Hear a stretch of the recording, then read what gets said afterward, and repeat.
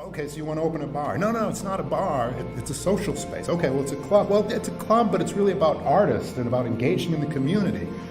We want a screening room. But we also would love a bar and a coffee area where people could hang out. It would be great if we had tenants involved, but it would also be great if we had an upper space where people could work and flow together. We want to incubate, we want to encourage and socialize. A place we can just relax between meetings or obligations. A place where you can have an idea and say, hey, you know what would be great if we could do this or we could do that. That's what this space is all about.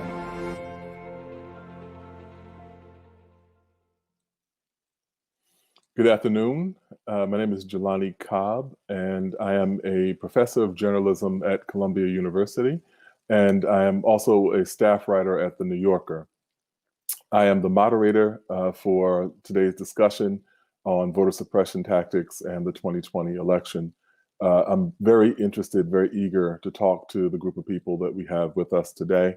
So I'm just going to do a quick read through of their bios, and then we will jump into this conversation. Angela Lang is the founder of BLOC, Black Leaders Organizing for Community. BLOC is a Milwaukee-based community organization focused, among many things, on voter engagement.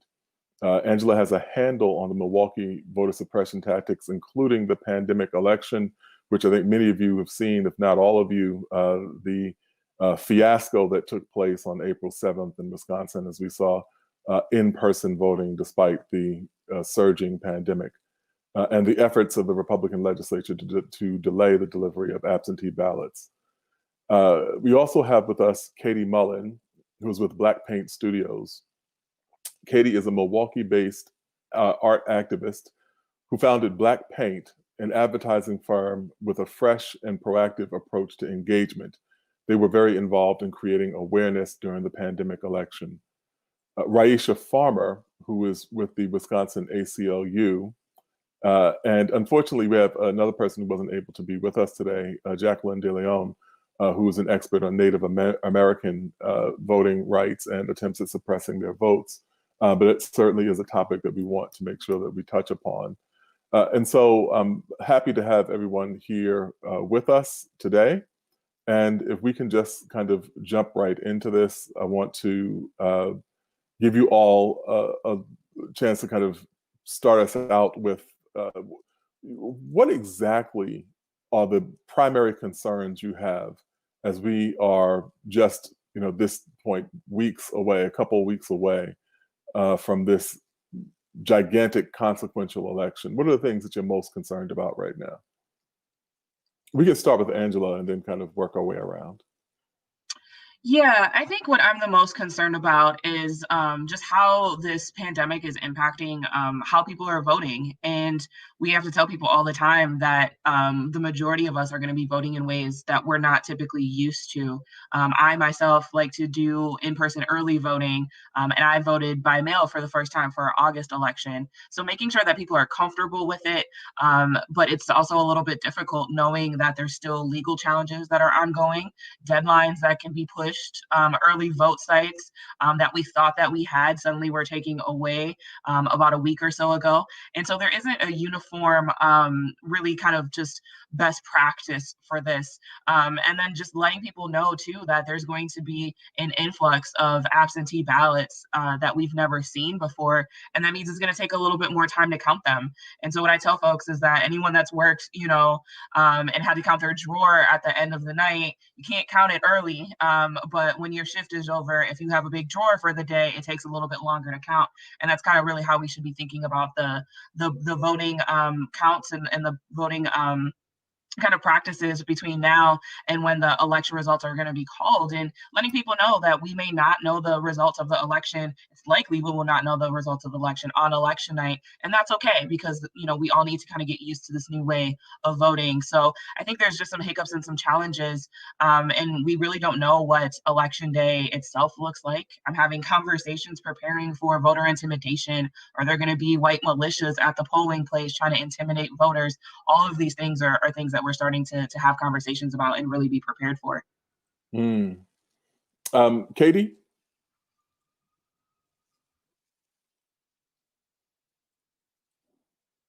Are you with us?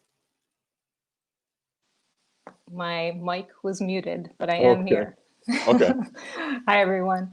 I'll start over. So, yeah, I think that I echo a lot of what Angela said. I think one of the things that I find most concerning right now is the confusion surrounding how to vote in a pandemic, right? So I've been super, I think, not the on the ground expert of the group. I'm an art activist and not a legal expert, just as a average citizen.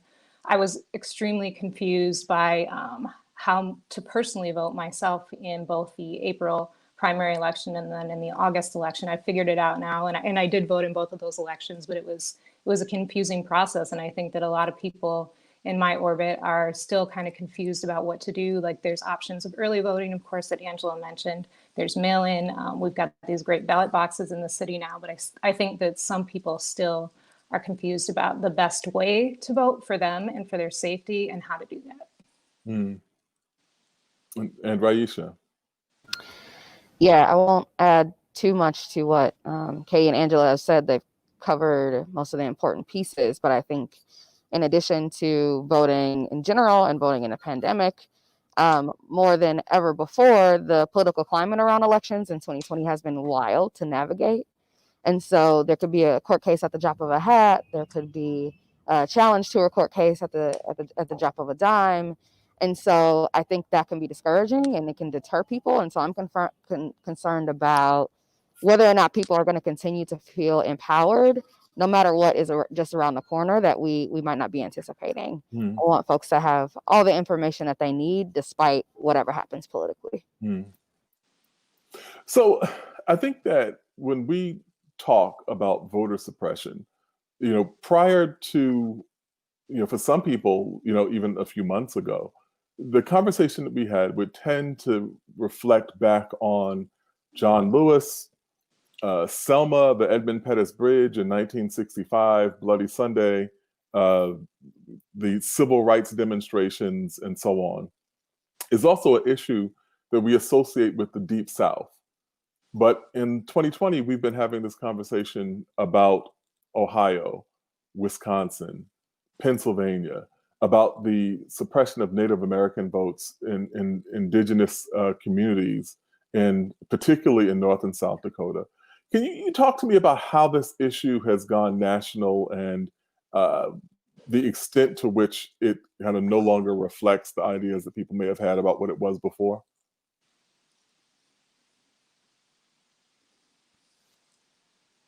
Yeah, I can start. I think what's been happening is that people are seeing some tactics work in some places and then are trying to, make that the standard all across the country. We also see, at least since 2010, if not before then, but my memory of being 2010, that people were kind of doing experiments in the state of Wisconsin when it came to collective bargaining. Folks remember the protests in the Capitol in 2011, shortly after Scott Walker was elected as governor. And so people kind of use Wisconsin as a training ground to see what folks can get away with that they can maybe spread in other states. And I think people are also understanding and realizing that the Midwest isn't just, white farmers. There's people of color here. There's, a unique, I think, perspective of being a person of color in the Midwest, because oftentimes I think we're being erased from conversations. And I think, understanding that the role and the impact that communities of color and voters of color actually have, and knowing that Wisconsin went really, really close in 2016 at less than 23,000 votes, 22,748 to be exact, and knowing that if you just suppress communities of color votes, we've seen articles and research that's come out just in the last couple of weeks about suppressing the Black vote.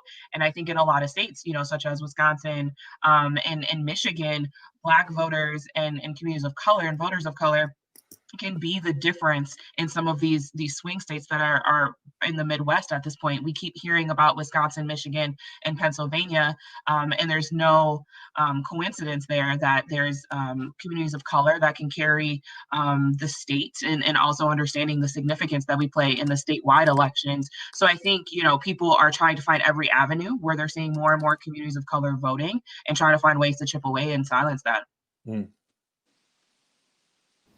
If I could add a little bit to that. I just wanted to say, this is Raisha, that we're seeing history repeat itself and also adapt. I think a lot of the tactics that we are seeing that were traditionally used in the South that are migrating towards the North, they're coming up here because folks of color came up here. And so the world and the country that we live in is expanding racially and is becoming more diverse, so to speak. And so the suppression tactics are following people as they move throughout the country. Mm. Raisha, can I follow up a little bit and ask you, what are some of the tactics that we're seeing in terms of suppression? Sure. So there's things that are age old, like the voter ID laws that came about really after President Obama was elected in 2008. We saw those really ramp up. There are things like trying to limit the deadlines and the time at which people can take to return their absentee ballots. In Milwaukee, it's limiting. Milwaukee is a community with predominantly folks of color in the heart of the city, and so it's limiting the polling places in that city from 118 to 5. There's a number of tactics, but those are just a few. Mm-hmm, mm-hmm. Sorry. No, what were you going to say, Katie? I was just going to say that a specific example that I think of a lot is related to a lot of young people that I know. I think all of us know and understand that voter suppression tactics are targeting the young, the poor, people of color, right? So just one example of, like I mentioned, the thing that young people I know are facing is the fact that they move frequently, right? Because it's a time in your life where a lot of people move frequently. It's a normal thing. And because of that, they're getting purged from voter registration rolls, again, simply because of address changes, often getting no notice whatsoever about that, that they've been purged or that they need to re-register. And sometimes they didn't even move. It's crazy. So just one really specific example in my life and lots of many others, including the ones Raisha mentioned. Can you all talk to me a little bit about what's being called the pandemic election? What happened on April 7th, and how did we wind up witnessing what we saw? And what implications do you think that has for the election that comes up in 2 weeks? Watching members of my own family and watching my neighbors vote, stand in those long lines on April 7th made me sick. I call what I did that day something like an emotion I've never felt in my life and a thing I've never done in my life. I called it scream crying afterwards. And so a group of us, you're seeing the video now, a group of us saw that decision to go forward with an in-person election in a pandemic hotspot as just another blatant act of voter suppression, which our state has a long history of. So we partnered with LIT, which is a Black and Brown youth-led political organizing group here in Milwaukee, to write a message to our leaders that we then designed and installed as an art action in downtown Milwaukee. And our goal in putting that message up, and the message was on 2 big giant windows on a really busy downtown street. And one side of it said, Wisconsin's pandemic primary. And then the other side said, equals a crime against humanity. And this video footage you're doing that was also part of that art action. And we filmed, actually Line Art Media, we partner with them too. We filmed on that day. So we just wanted to make a lot of noise about that thing that we all scream cried about that day because it was heartbreaking.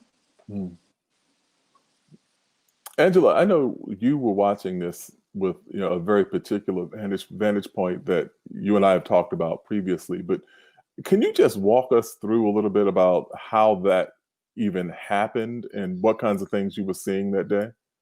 Yeah, there was a lot that really kind of led up to that moment. If I remember correctly, the Thursday before that election, so just a few days in advance, is really when things started to get complicated and quite frankly, a little messy.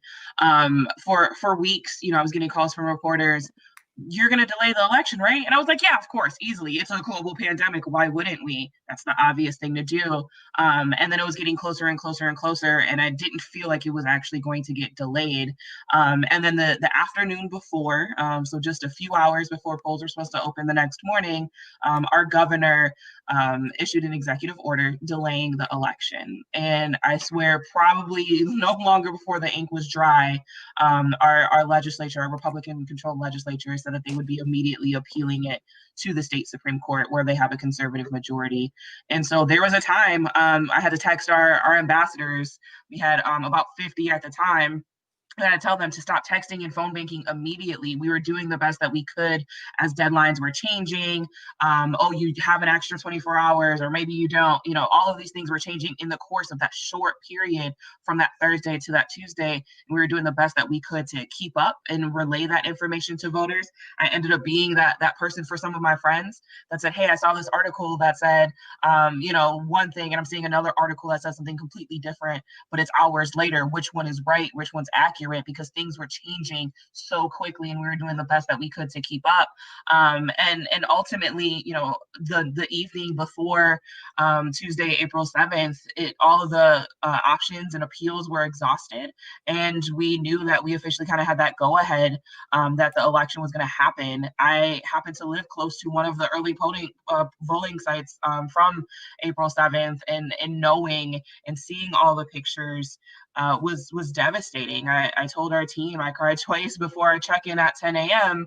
So that rage crying, I definitely feel that. And we use that as a learning opportunity. Our folks were very frustrated by it.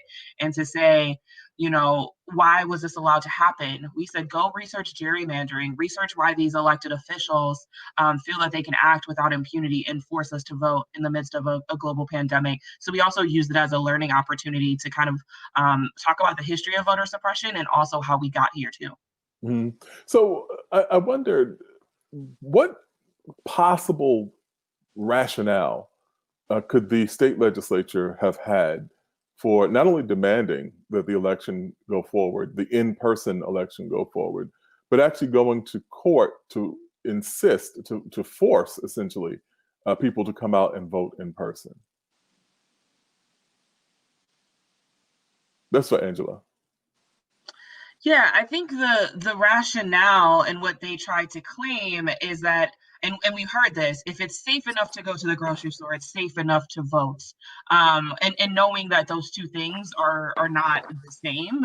Generally, when you go to the grocery store, you can socially distance. At the time, masks kind of were hard to come by. Everyone's kind of wearing those homemade masks at that point. You're not having to stand in line for hours on end, being surrounded by who knows how many people at the grocery store. So we tried to really say that it was sick, that and to really, weaponize a global pandemic as a means of voter suppression to try and limit our vote. It does not, it's not a coincidence that the same people that can make or break an election are also the same people that are disproportionately impacted by COVID. And so I think they saw that opportunity and tried to make it seem like, well, our democracy is strong. We can't, be toying with it. We need to continue to do our democracy as it's been working, when really, if we want to have a robust democracy, we should be making it easier for people to vote, not harder, and not put extra limitations and challenges in people's way. And so I think, they try to make it seem like they're the ones that are protecting the integrity of the of the election as a whole. But really, they're being slick about it and trying to figure out who are the populations of people that if we just get them to sit out, that would allow us to maintain power. Mm. Ray, talk to me a little bit about the ACLU's involvement here, and even specifically about what your involvement has been. Yeah, sure. So leading up to the April 7th election, the ACLU of Wisconsin was working with organizations like All Voting is Local, League of Women Voters, Disability Vote Coalition, a whole slew of organizations to figure out how we make sure that elections are secure in general in such a high stakes year with this general election coming up later in the year. But we were also figuring that out in the context of the pandemic. To be quite honest, To your earlier question, Jelani, the reason that we had a pandemic primary is because we weren't prepared for folks to be able to exercise their rights to vote in the midst of a global pandemic. And so there was a lot of things that we had to figure out, from how are municipal clerks prepared? How is the Wisconsin Election Commission? What is the government's ability, or the governor specifically ability, to postpone the election or not? And so we were having all those conversations with people in the who are elected officials and people who are election officials who run elections, to try to navigate the climate we were in and educate folks around navigating that climate who aren't working in it. So can you talk to me a little bit about the conversation around voter fraud? What exactly is it? How does it connect to what's going on? Is there a relationship between voter fraud and voter suppression? I'd say 100%. The use of the word voter fraud is problematic. I spoke earlier about how the climate can be confusing to navigate in general, but it was especially difficult to navigate in 2020. And so anytime you use a word like voter fraud that threatens the security of democracy, that promotes a connotation that elections are not safe and secure and accessible, you are adding to the feelings of discouragement and deterrence that voters are going to have. And so, quite frankly, and knowing that voter fraud happens so rarely, that municipal clerks and state and county officials work really hard and have worked really hard in 2020 to make elections secure and make sure that any ballot counted is counted accurately. And where there are issues with ballots, they'll follow up with the voters. So knowing that, there are folks working really hard behind the scenes, using the word voter fraud is really weaponizing and violent. And is contributing to discouragement, is contributing to the fact that people feel like there is no way to vote safely and have their votes be counted. Angela, do you have anything to add to that? Yeah, I think I was actually just doing research before this because I wanted to know the number specifically. And between 2016 and 2018, roughly 14.6 million votes were cast, and 0.0025% of them, roughly like 300 or something, could maybe be deemed as voter fraud. And so the system is designed to catch issues and to make sure that people aren't, voting twice or voting in a way that is not legal. And I think people use that as a psychological kind of defense. When you hear the word fraud, they're trying to paint themselves as kind of like these architects of democracy, but really it rarely happens. And they're using that as a case to make the case to solve this problem that doesn't actually exist. They're using that as a means of voter fraud, as a means of voter suppression. And so even thinking about our own election in 2016 with photo ID, this being the first cycle in 2016 that we had photo ID, roughly 17,000 people that were eligible were deterred, according to a study out of UW-Madison in 2017. And again, Wisconsin turned red by 22,000 votes, just shy of 23,000 votes. And to know that 17,000 people were potentially deterred, they're using these phrases and this language and this messaging as if they need to protect voter fraud and really use that as a guise to just further their own voter suppression efforts. There's a comment in the chat that someone's saying that one form of voter suppression is simply creating so much confusion around an election that voters give up. Is that accurate? Is that fair to say? 100%. Yeah, absolutely. I think a lot of our work this year, we thought we were going to end up doing a lot more persuasion and partisan work, but we find ourselves doing a lot of the case work, making sure that people understand the process, where they are in the process, so we can help get them through to complete the rest of the process. So absolutely, I think when people can feel that something is so overwhelming and, oh, there are too many challenges and barriers. I don't have time to sort this out. I'm just going to give up. That is also another means of voter suppression, because if you make something confusing enough or you're hearing all of these horror stories, it does in and of itself, it can deter people. Mm.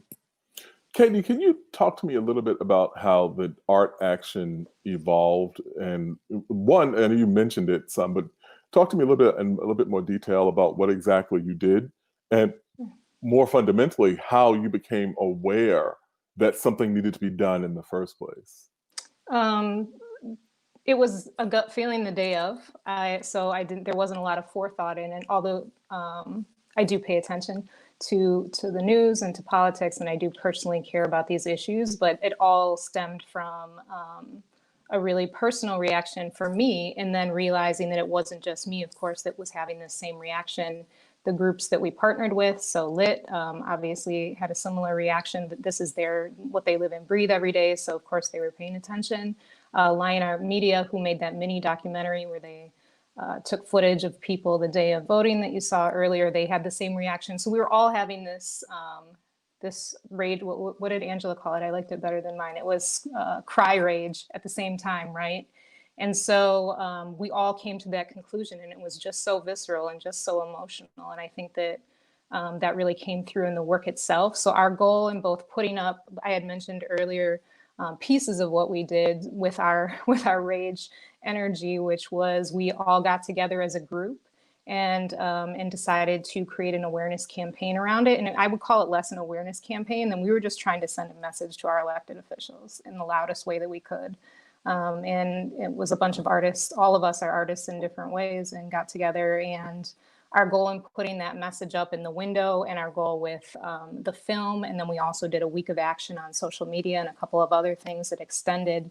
What we were doing was really to remind our elected officials of a couple of things: that young people in the city of Milwaukee are engaged, that we are not going to forget what you did to us on April 7th, especially right now, this November. We didn't forget what happened April 7th. None of us did, even those of us who aren't. This isn't the living and breathing thing like it is for Raisha and for Angela, and that we're very aware of the fact that voter suppression targets specific communities, including Black and brown communities, young people, and poor folks, like I mentioned earlier. And we're the future of this state.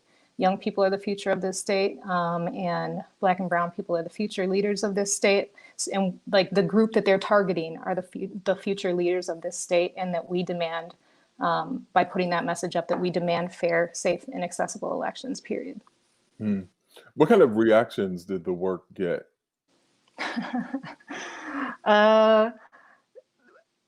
I don't know if it's my bubble. Maybe it is. In my bubble, it was good stuff, of course. I would say that we had a lot of people just thanking the three of our groups collectively, saying they had this because they had the same feeling that day, and they felt like the feeling that they had was being amplified. And so I think that felt good for a lot of people in our community to see that somebody was saying something loudly to our leaders about that. And as always, whenever we do an art action or art activism, we get some kind of pushback, but it was pretty quiet actually this time. For some reason, I don't know if it was guilt or what, but those images were pretty jarring of people voting that day. I wonder if you all think or are concerned that what happened on April 7th is a harbinger of anything that, for November 3rd. I guess, to what extent is that true or maybe true? I'll jump in on this one if it's okay. I think, we learned a lot of lessons throughout the year. And having seen the lengths that we've gone to make sure that things that happen on April 7th don't happen on November 3rd. For example, securing more polling places for election day and for early voting, working really hard on poll worker recruitment across the state, expanding access to the DMVs for folks to get their voter IDs. I think, we learned the lessons that we needed to learn on April 7th. And so we've been working hard throughout the year to make sure that we we don't make those same mistakes that we made on November 3rd. But all that said, we're going to be voting on a much greater scale on November 3rd. And so we're definitely keeping our eye on what kinds of things we should be looking out for, like super long lines. Some things that Angela mentioned earlier, that election results might not be called on election day because there's going to be so many more people voting, and we can't start counting those ballots until 7 a.m. Mm. Until 7 a.m. the day of the election? Correct. Okay. Angela? Yeah, I think from like an individual standpoint, there were folks on our team who never got their absentee ballot. And there are folks who we've heard from in the community that also never got their ballot and were faced with that decision on Tuesday, April 7th. Do I get up and vote in person, or do I sit this one out? And I was really encouraged to see some of the turnout. You know, I was kind of blown away in some of the places and just seeing some of the data and some of the numbers. But I really hesitate to think that that is an indicator for November, just because I think it's just very different and the dynamics are different. But I also know that there's a lot of folks who weren't able to vote in April and were very upset about it, that basically told us, come hell or high water, I'm voting in November and I'm making a plan now. So if they didn't vote in the April election because they were disenfranchised in some way, people were calling us, you know, days after the election that says, okay, are there going to be more than 5 polling places open in November? I got to know these things so I can plan. So people have really started to put plans in place based off of the lessons learned, and are also coming up with backup plans as well, because we saw how disastrous the election was in April. So people are really kind of planning and planning accordingly since then. Mm. I guess there are a few different things that are on my mind, but I want to raise this question first specifically, and then we can kind of go from there. To what extent, if any, you know, are the things that we're seeing now connected to the 2013 decision, Supreme Court decision in the Shelby versus Holder case? I'll jump in first on this one too. I think what's sort of arising as a theme in this conversations and in conversations I've had before is that sometimes it's just about setting the tone, right? So what happened in Shelby v. Holder set the tone that, you know, states kind of had a free-for-all and deciding how they administer their elections and what rules they would put forth per election.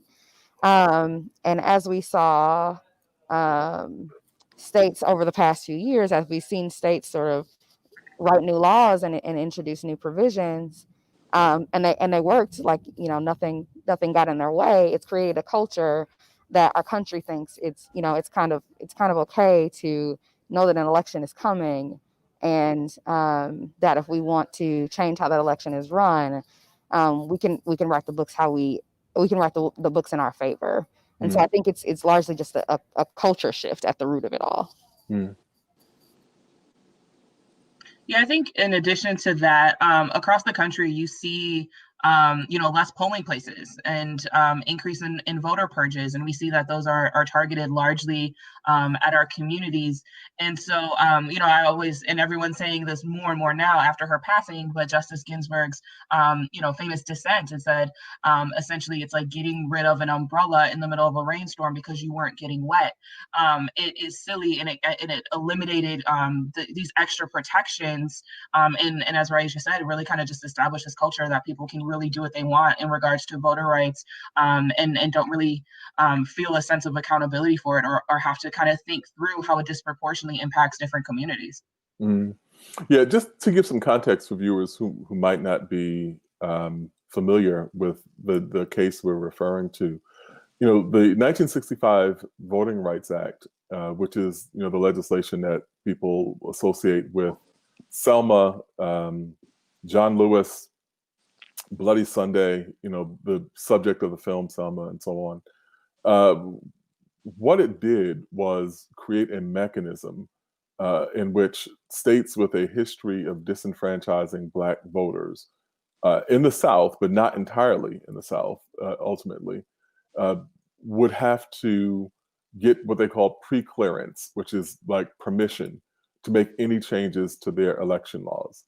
the federal preclearance statute said, or policy, basically said that you could not make any changes to your election laws that would negatively affect the ability of Black voters to cast a ballot or to elect their candidate of choice.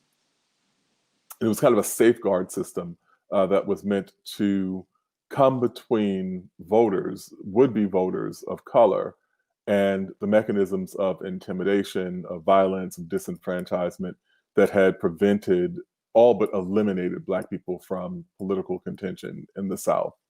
And in 2013, the Supreme Court struck that decision, that legislation down. That specific part of the Voting Rights Act was struck down.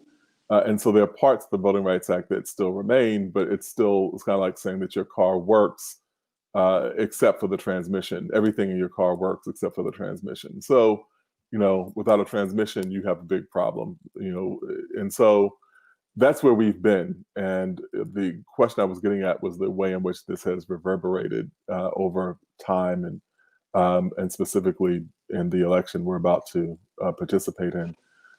I did want to turn my attention back to Wisconsin for a little bit. Wonder if anyone could talk to me about how we got here. Wisconsin is not a state that we think of when it comes to disenfranchisement. It's the state where the Republican Party was founded largely in 1854 in response to the possibility of the expansion of slavery. Founded by people who were diehard opponents of the expansion of slavery. It's a state that people have known for its progressive politics. But in the last decade, we've seen all manner of policies and legislation, the kind of things that the three of you have been talking about. How did we get here?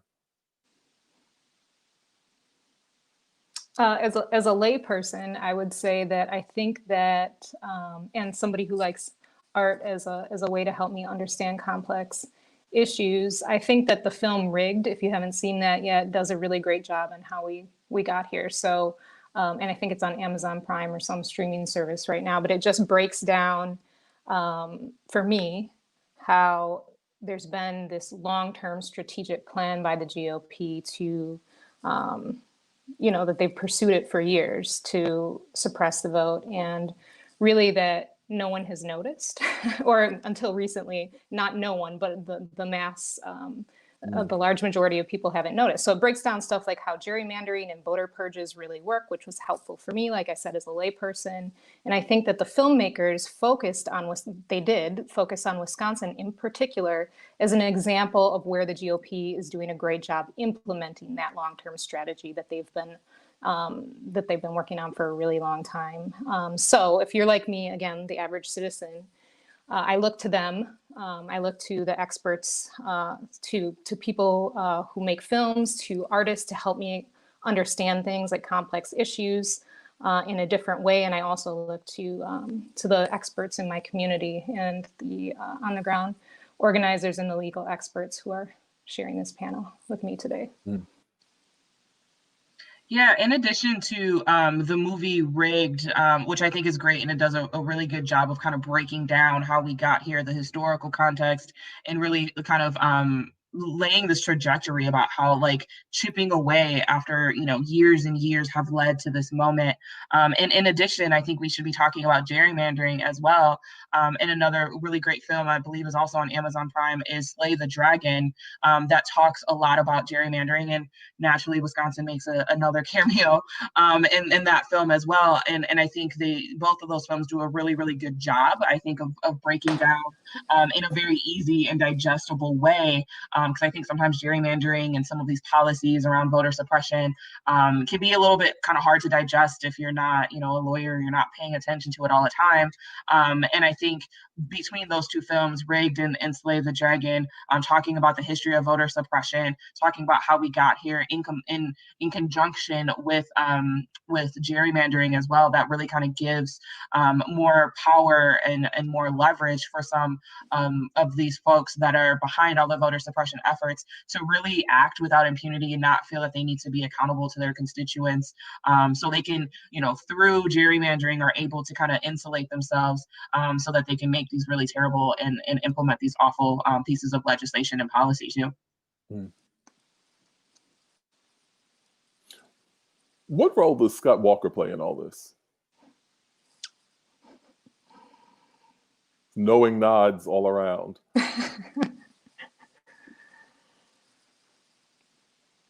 I think for me, Scott Walker was a big catalyst in my own organizing career. I had been organizing since 2007, but 2010 really kind of shifted things a lot. I went from a lot of the nonpartisan work to the more partisan, because I think that's just what our state was in that time. It was very, very partisan, very, very polarized. And I think that if I could point to, a moment, at least in recent memory, that has shifted the dynamics of our state, it was the election of Scott Walker. And how he was able to try to dismantle unions, try to, hurt students as well. A lot of folks don't know this, but also essentially in some ways gutting the student movement here in Wisconsin, which has a very rich history. We had a statewide student association that was gutted shortly after his election as well. And so I think it's something that a lot of our folks in Wisconsin are never going to forget. It destroyed some families and some friendships. Did you sign the recall or did you not? That was the basis of if I should continue a dialogue with you. Can I continue being friends with you? That I remember those conversations, and that if you didn't sign the recall, then people were really skeptical of where your political beliefs landed, because there was no middle ground at that point. It was either you were on one side or another. And I think that really harmed our state. And I'm not sure if we've ever come back from that. Mm. So I think we've heard a lot of rhetoric that is not common in elections, certainly on the presidential level. Can you all talk about the mail-in ballot process? Is it something that people need to be concerned about? Is it possible for people to cast a ballot through mail-in and be certain or be assured that their vote will actually count? What's the read on that particular approach to voting? I'll start with this one. As I mentioned earlier, voting by mail has been happening across the country for years. Wisconsin saw a surge, and notably, it's confusing to people who haven't done it before. And like you said, there's been a lot of rhetoric around it, but the fact of the matter is there's been a lot of hard work knowing that Wisconsin saw a surge in voting by mail. There's been a lot of hard work to protect that and safeguard that and make sure people feel safe, some of which includes giving each absentee ballot an independent barcode so that at any time you can look online and know where your ballot is. Some of that is the municipal clerks who count ballots and recruit people to help them count ballots. Doing everything they can to be transparent about the absentee ballot counting process, noting or establishing several options for returning your ballot, from using a drop box in your municipality that's safe and secure and steel bolted to the ground to dropping it off directly at your municipal clerk's office. There's a lot of safeguards that have been put in place throughout this year since we've been voting by absentee ballot and voting by mail like never before to protect that right. And so I want folks to know that there are loads of people working behind the scenes, but also even throughout all of that, on election day, and likely, maybe a little bit after election day, municipal clerks and state and county officials are going to be triple checking these ballots. And so, and in most municipalities, if there's an issue with your ballot, you'll receive a phone call to find out the issues. So I just want folks to know that it's really the safest way to vote in the pandemic is voting by absentee ballot. And if voting by mail doesn't feel right for you, there's other options to drop off your ballot. All of that you can find online at a website that has been popping off this year, myvote.wi.gov. There's a question that has popped up, which is that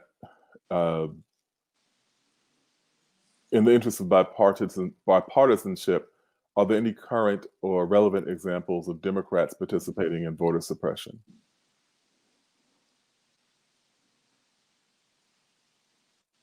Does anyone want to?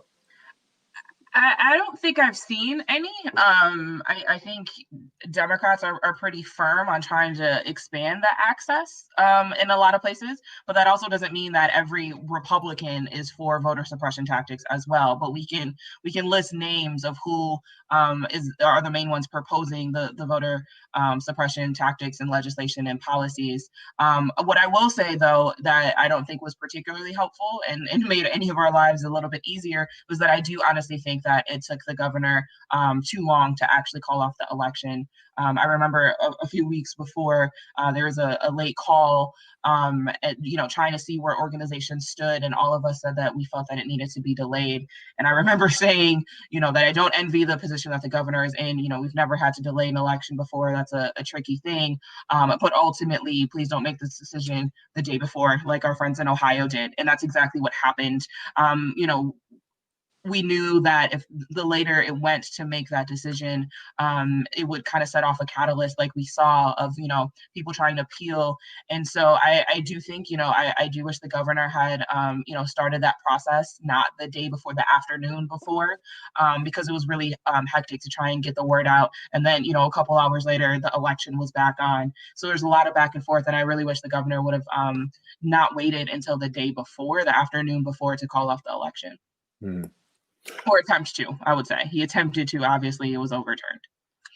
Yeah, I mean, I think there was a Supreme Court case that involved Democratic gerrymandering in Maryland, and so which the Supreme Court didn't touch.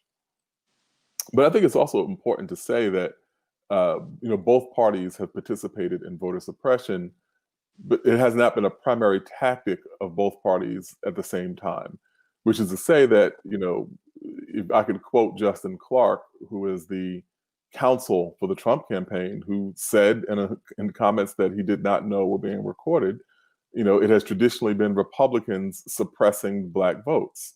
And that has been echoed, a number of times in different circumstances. And so the other side of it is that you will hear occasionally on Twitter where people will say, oh, well, the Democrats were the party of the Ku Klux Klan, or the Democrats were involved in suppressing Black people's votes. Absolutely true. If you were talking about the first half of the 20th century, and what you're seeing now is the teaser for my documentary, the documentary I collaborated with Frontline on, that will air on Tuesday. Check your local listings, and it is about exactly this issue. But the first half of the 20th century, really the first 2/3 of the 20th century, was voter suppression was largely a Democratic tactic. It was something that was being done by Southern whites who overwhelmingly voted Democrat in order to prevent generally Southern Blacks from having access to the ballot. The parties have essentially switched places in terms of allegiances. So you now have the Republican Party, which was, the party of Lincoln, which is now the primary party that defends the Confederacy. And you have a kind of similar set of politics around voter suppression that has gone kind of corresponding to those changes. There is another thing that's come up, in my mind. I really want to make sure that I raise this question before we run out of time, which is, to what extent, if any, are you all concerned about the possibility of violence and people using either violence or intimidation as a mechanism for voter suppression on Election Day proper, November 3rd? If I could jump in quick here, because I think, the question that we just discussed and a question that apparently a viewer has asked and that's been submitted to us in the chat are related. I think, I want us to be careful in centering electoral political conversations around, one party versus another. I think that that itself is a form of rhetoric that can be discouraging and at least distract us from the matter at hand, which is what information do we have, right? And, the Democrat versus Republican debate is ages old, but I think what's more important is the thing that a lot of voting rights advocates have been saying throughout the year is no matter what happens on either side of the aisle, just make sure you cast your ballot as soon as possible and don't wait to do that. And so I'm seeing, a comment in the chat where someone asked, like, what if, Republicans do something that will tamper with the election process? The best way to get around that is just to cast your vote as early as possible. And the same thing with intimidation tactics. I think, we never know what people are going to do, to be honest, to be frank. But one of the best ways that we can protect ourselves is to vote early as possible. And if those are the kind of concerns you're having about voter intimidation, then consider options that involve not as little contact with people as possible, using a drop box, drive-through voting options, mailing back as soon as possible, like today, if you still have your ballot. And know that, you can contact folks like the Election Protection Hotline at 866 are sending folks, deploying folks to the polls on election day to sort of navigate some of those things with voter intimidation. Yeah, I think there are two things that I started this year that I didn't think would be conversations and things that I have to meet about on a regular basis. One is that somehow we've made an enemy of the post office. And two, intimidation, specifically around, the Proud Boys or white militia groups in person. And, we're preparing for all of those things. We don't know what election day will look like. So we're trying to tell people to either vote by mail or maybe vote early to avoid the lines on election day. As Raisha said, make sure you're voting early to get it out of the way and limiting your contact, because we don't know what type of intimidation to anticipate and to expect. And so our team has gotten trainings on how to de-escalate conflict. And we're starting to, form some plans of making sure that we're able to cover, with partner organizations, cover a bunch of different polling locations so we can have a regular presence so people can observe and point out if there's any issues, if we do need to get election protection involved.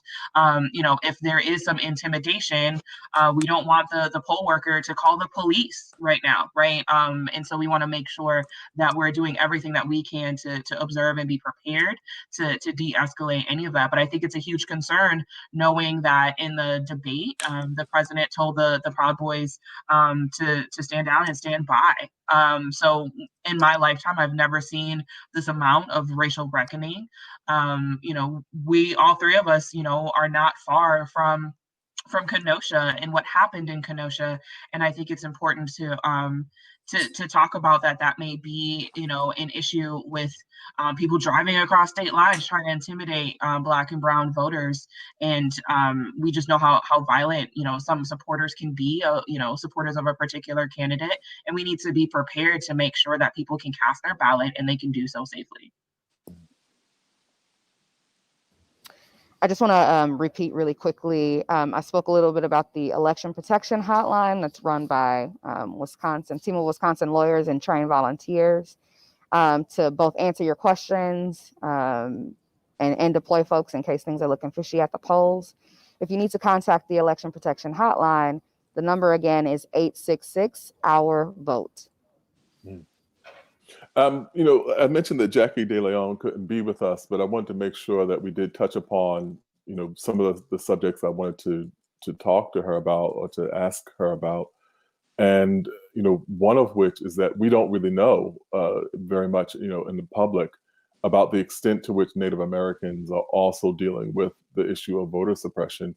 And in that instance, there are all kinds of mechanisms that people are using legislatively. For instance, saying things like, all mail-in ballots have to have a street address, knowing that, in many Native American communities of people who are living on reservations, there are not streets. And so people have P.O. boxes.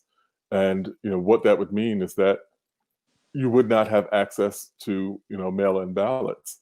Or in some other instances, there are people being made to drive, not having polling places in their communities. So they're being made to drive 30, 40, 50 miles if they want to cast a ballot. And so this is an issue that is very commonly associated with African Americans, but has implications for groups beyond, that particular one. And I think that one of the other aspects of the Voting Rights Act, which is still technically intact, but the entire act itself is in jeopardy. So we really need to be thinking about this and be more aware of it. Is that one of the things that the Voting Rights Act does is provide for language provisions, saying that if a population is above a certain portion in a particular voting district, people have to have access to ballot materials in their preferred language or the language they're most comfortable in. And obviously that's something that has huge implications for immigrant communities and is, very particular thorn in the administration, in the side of an administration that has, I think to frame it mildly, been hostile to immigrants. And so there's an array of things that are wrapped up in the implications for this one issue. We're running close to our time. I just wanted to give you all just a couple minutes if you want to make a closing comment about what we should be thinking about as we head into this election.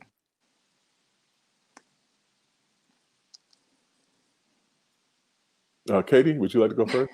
Sure.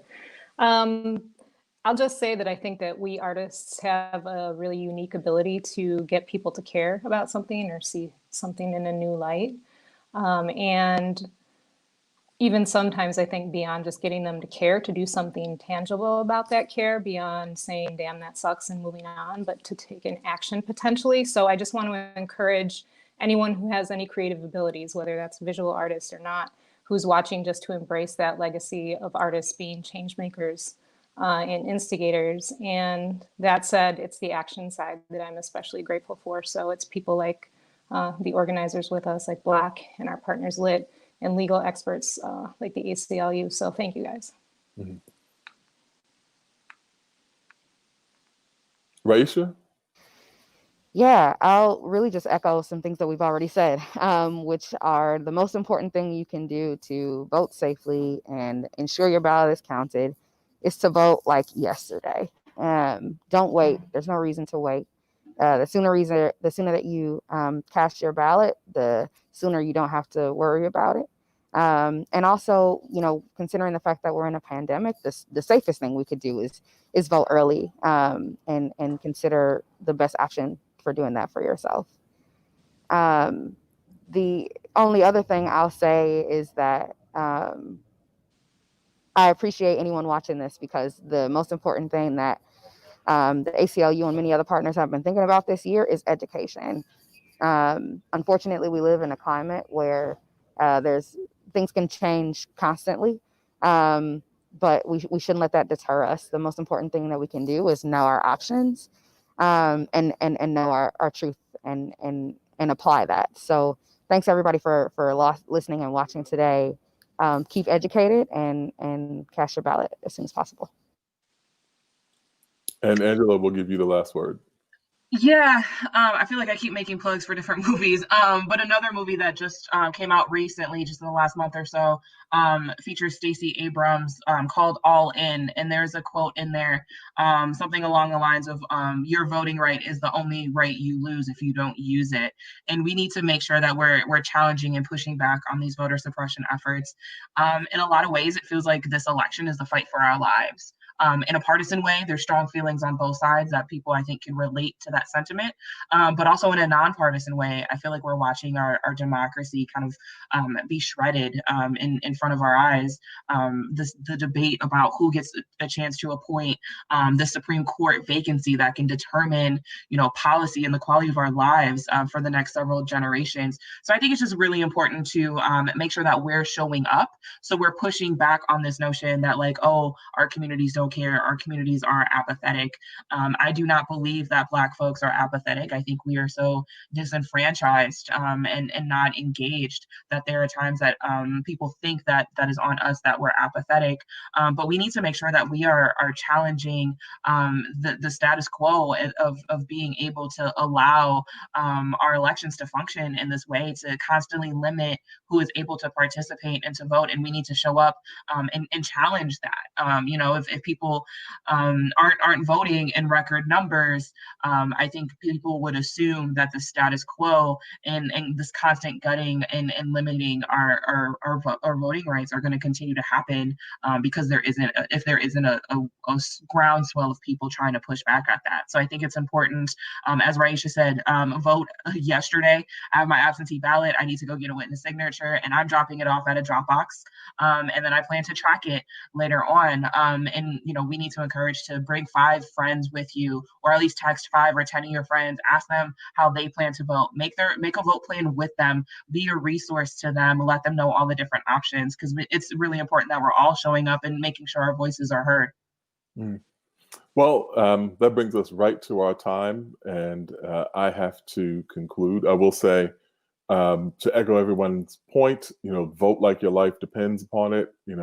Certainly looking at the conditions we're in with the pandemic and the mishandling of it, many of our lives do.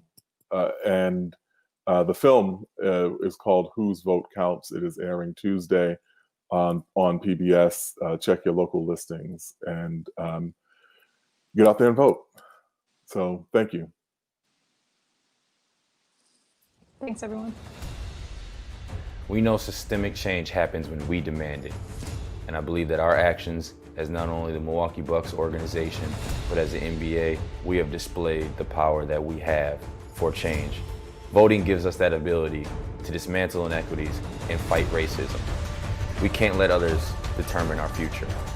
Make sure you are registered to vote. It is imperative, more so now than ever.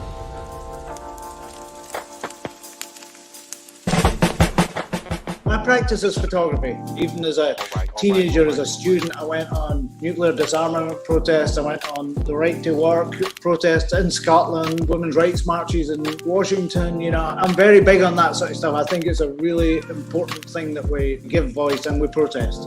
If we didn't do that, a lot of things in this world would never have changed. Since I started with Running Rebels, one of the main things that we tried to do was use music as a way to not only connect with young people, but also to just raise awareness for issues. The passion of music has always been there and just continuing to get better. We're able to take some of the work that we're doing on the ground level, put it into our music to be able to broadcast that out into more platforms so people are able to feel like they're being heard. When you have that appreciation and you find value in your own voice and what you bring to the table, that helps you grow and develop. COVID, the unrest, everything, it's affecting everybody in the same way. Now is definitely an interesting time, but just proud of being here and celebrating our 40th year this year for Running Rebels. How do we speak loud without words? I'm challenging myself using my craft. All I want to do is create a gender-free, a racist-free, a terror-free environment with my piece where everybody is celebrated for who they are. Visual arts is a place where I really feel like social practice has the ability to spark social change. I'm a great negotiator. I'm a great fact finder. I like research. I love interacting with people. Why not use my art for community conversations about the things that trouble us?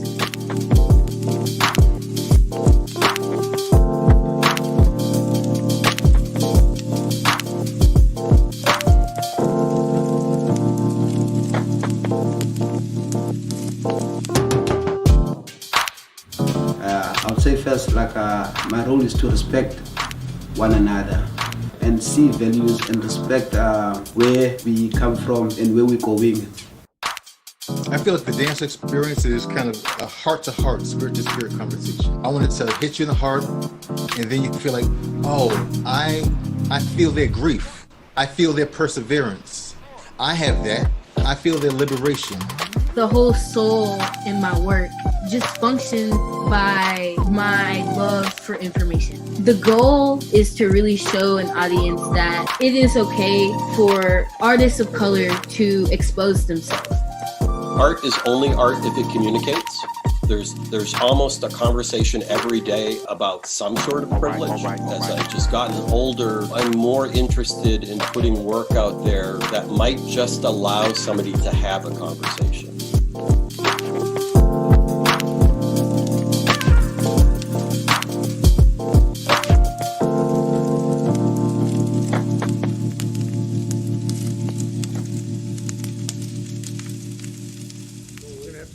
happens, you know that I've been complaining very strongly about the ballots. Is America headed for a constitutional crisis? I'm being facetious. I said, what country are we in? Jelani Cobb investigates the early warnings. There's a dispute over which votes might count. Republicans control some really key levers of power. And allegations of voter suppression. We are setting the ground rules for how votes are going to be cast and counted come November. Tune in or stream starting October 20th, 10, 9 Central, only on PBS.